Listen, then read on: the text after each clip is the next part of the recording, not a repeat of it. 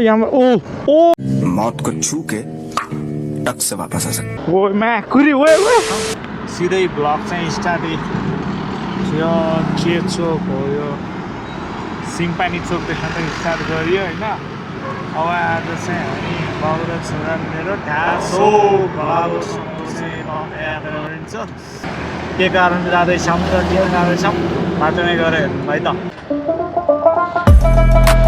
घाचोकसम्म जानुको कारण हाम्रो अनिस भाइको चाहिँ रिसेन्टली यसो खुट्टा फर्केर चाहिँ फ्र्याक्चर भएको छ। क्या बात कर रहे हैं? अनि उसलाई भेट्न अनि त्यहाँ हाम्रो रिलेटिभ्सको एकजनाको निधन भएको छ अरे, त्यहाँ पनि यसो भेट्न जान लाग्यो। हेरौँ कतिखेरसम्म पुगिन्छ। बाटो चाहिँ राम्रो छ के अरे, 20 मिनटदेखि आधी घन्टामा चाहिँ हामी एकदम इजिली नै पुगिन्छ। बाटो बबाल यस्तै हो, घरैसम्म पिच छ। ह्याम्जोसम्म यस्तै ठुलो हाइवे नै हो के अरे। ह्याम्जोबाट उता भित्र जाने बाटो चाहिँ पिच छ तर हाइवे होइन, सानो छ। ओ माई गॉड, त्यो स्कुटीले किन हो यहाँ मौत को छू के टक से वापस आ सकते। ओ माई गॉड, यमराजसँग हात हाल्न खोज्ने यार। यस्तो ढिलो जाने बरु राम्रोसँग जाने। अनि टडकवालाले ब्रेक नहाने भए त्यो स्कुटी त्यहाँ माथि बसेर हेर्छन् क्या मामाहरू। त्यहाँ माथि चोकमा बस्ने अनि टुवापर हेर्ने, स्पिडोमिटर रिड हान्ने फोन लिएर यहाँ बस्छन् अनि हेर्छन् अनि च्याप्प समात्ने।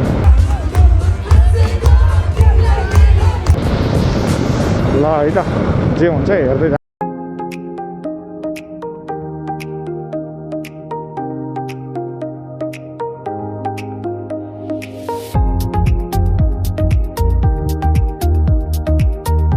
फाइनली गाइज घाचोक भन्ने ठाउँ चाहिँ यही हो होइन। घाचोकमै आइहाल्यो। खुम्बा डाँडा भन्ने चाहिँ ठ्याक्क त्यो डाँडो छ जुन कालो कालो देखेको यो बादलले छेकेको बेला, त्यही डाँडा चाहिँ खुम्बे डाँडा हो। अब त्यहाँ अनिसलाई भेटेर अनि हामी निक्लिन्छौँ। यतातिरको चलपल वातावरण नै छुट्टै छ फेरि घाचोकतिरको। ल हेर, टुरिस्टहरू अब टिचरहरू पनि छन् यहाँ, स्कुलमा पढाउने टिचरहरू टुरिस्टहरू छन्। यस्तो भोलिन्टियर बाहिरबाट आउँछन्।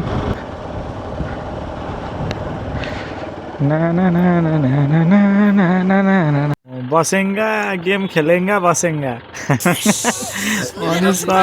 अनिस सर खुट्टा फुटाएंगा, गेम खेलेंगा बसेंगा। प्रिमियम क्वालिटीको सनसेट भनेको यस्तो हुन्छ क्या। चट्ट बाइकमा हेर गाउँघरतिर हेर न, कस्तो मिठोसँग घाम ढल्न लाग्यो हेर त।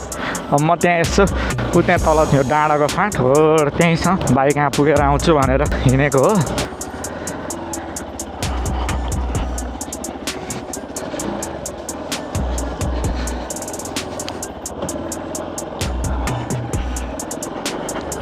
सरर यो बाटो खतरा यस्तो यस्तो होइन।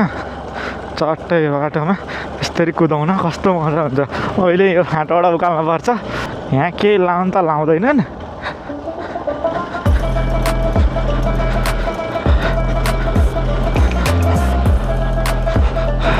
सनसेट चाहिँ भयो होइन। यस्तो यस्तो ठाउँमा यसरी चलाउन नि रमाइलो हुन्छ। हल्का होसियारसँग हिँड्नुपर्छ। म हल्का बिस्तारै बिस्तारै हिँडिरहेको छु होइन। तल फेरि भिड हो, स्याउ स्याउदी बाँदर लाखु हिँड्ने टाइपको। यहाँ आउनु रिक्स हो, तैपनि म चाहिँ यता फेरि यिनीहरूको घरमा भोटे कुकुर पालेछन् कि आउँछ क्या कुकुर, कत्रो राक्षस सत्रो छ यहाँ रुख काटेर झन्। अब म यहाँ फाँट देखाउँछु है, घाचोक भलावट भन्ने ठाउँको फाँट देखाउँछु। भयो यहाँबाट तल चाहिँ जान हुन्न। ओए घाम चाहिँ अस्तायो है साथीहरू। त्यो डाँडो चाहिँ अस्तामको डाँडो हो। ठ्याक्कै यो डाँडो चाहिँ अस्तामको डाँडो पर्छ। यसरी आउने यो अस्तामको डाँडो हो। उता यस्तो छ, यहाँ हेर त कत्रो ठुलो ठुलो गरो बबाल। अनि यो भलावट, सर्लक्क भलावट। ओ खेतहरू हेर त आमामा, हिमाल पनि। The view is sounding like everything that I've been. Praise the Lord. Worship cries अनि with यो the चाहिँ भ्यू हो झकास भ्यू कसको कुकुर आयो हिँड हिँड हिँड यो चाहिँ नचला खेल्ने होइन है भयो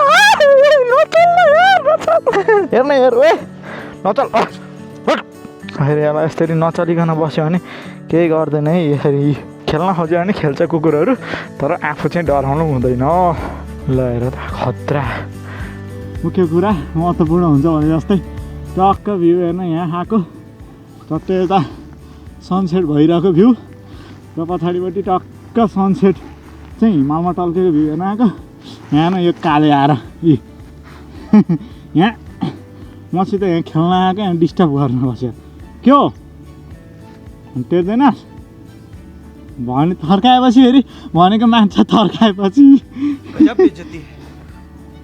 देखो कौन है बे ये कौन है देखा हेर्छ है फेरि बुझे जस्तो नि गर्छ अब चाहिँ म स्याट चल्दिनै पर्ने हुन्छ त्यहाँ बाबा चाहिँ वेटिङमा हुनुहुन्छ अब म चाहिँ हल्का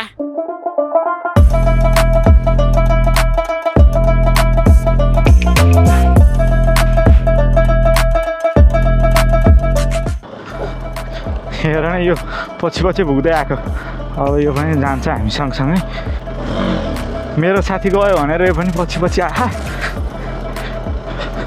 ओए ओए उड्ला जस्तो गर्छ यार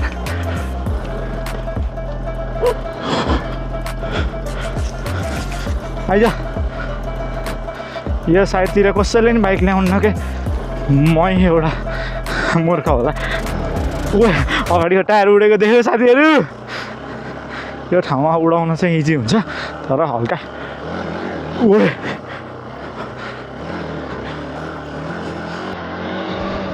रोडै किन जाने यताबाट उकालौँ न कहाँ लडिएला होइन गइएला गियरमै गरौँ यहाँबाट चाहिँ यो अपिल हान्ने म सोचिरहेको जाउँ है त ओ कुरी ओए ओए पछाडिको टायर पुरै घुमेर यार सिँढी भन्दो रहेछ ओए ओए ओए उक्लियो है इजिली उक्लियो है यस्तो ओए यस्तो पुरै सलक्कै भिरालो छ यता सिधै चाहिँ नहानेको किनकि यहाँनिर हल्का यो घाँसको जडो छ रेस दिँदाखेरि अगाडिको टायर आयो भने लडिन्छ भनेर यता आएँ म चाहिँ यस्तो सिधै छ क्या भिरालो ल अब यता जाम है त फाइनल्ली अब हामी हिँड्ने भन्दा भन्दै खाना नखाइकन हिँड्न पाइँदैन मामा घर जस्तो ठाउँबाट खाना खाएर निक्लिँदाखेरि यस्तो अवेर भइहाल्यो अब यो रातिमा के कस्तो हुन्छ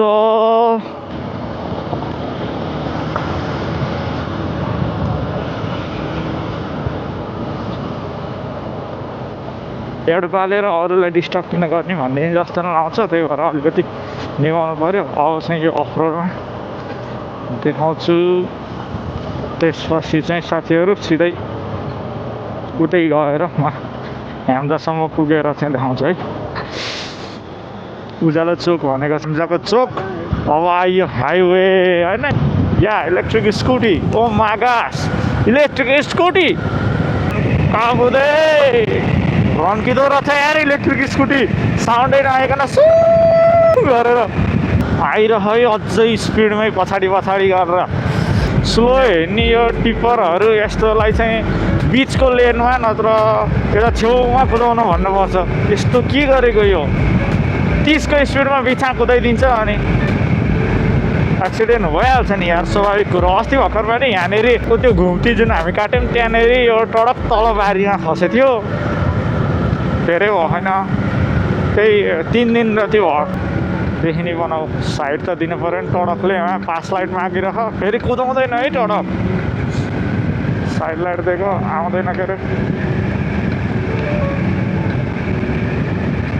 साइड लाइट दिएको आएन क्या पछाडि नै छ हामी क्या काम हे भाइ तँलाई ओट्याक हान्न दिन्छु जस्तो सोच्यो ठुलो गाडी हो भाइ सुस्तरी नै रन गएको क्या सडकले